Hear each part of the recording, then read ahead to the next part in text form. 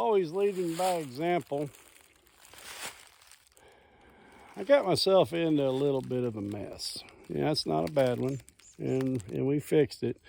But one thing that y'all want to keep in mind when making hinge cuts, first of all, hinge cuts can be, anytime you're cutting down a tree, it's dangerous. But hinge cuts can be even more dangerous because what'll happen, the wrong tree, the wrong time of the year, you'll end up with what they call a barber's chair. And I don't have any of those per se. This is kind of an example of a small one. See how it's split back right here. At times, this split will run on up and this will shoot back. And if you're standing in the wrong spot, you can get hurt. As a matter of fact, you can get killed. That's not what I was talking about. This tree right here, you can see the stump left. I wanted to remove it to open up just a little bit more of this canopy. We got a nice sun spot right there because of where the hole is, the hole in the canopy is in comparison to the hide. You know, we're going to have some pretty decent afternoon sun right down this area. So on a cool day, this will be a warmer spot. Well, what had happened was when I dropped it, now I didn't intend on leaving it hinge cut, leaving it attached to the trunk, which it would have been nice because that brings all that foliage down close to the ground. But what happened was it got hung up in that tree right there. And as you can see, my repair, I covered my mistakes. I just went ahead and cut it up in pieces until it fell. Now the reason, okay, last thing that the person wants to do when they're cutting in the woods, specifically deer woods, but any woods, is leaving a hazard for somebody else or for other wildlife. Them old wise bucks, they see something that looks like it might fall, they're going to avoid it. Now, we don't want him to avoid this spot. We want him to come in here and bed down right there, browse.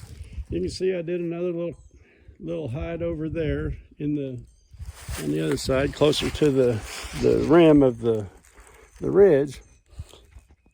I don't know how well you'll be able to see it, but right over there, that's cat patch.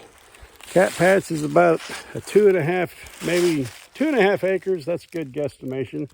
Of this year, it's got rye and ladino clover. We top seeded last week with medium red clover. I don't think we put any orchard grass in it, but we did fertilize it.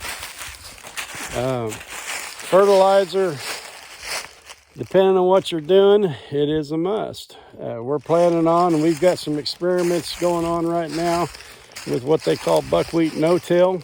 And once we get more proficient in that side of the operation, we won't need any fertilizer at all.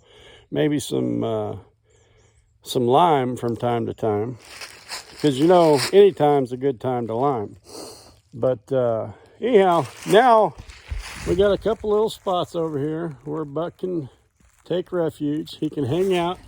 This field at nighttime, specifically in the fall of the year, is just covered up. We've seen as many as 30 or 40 deer in this field at one time.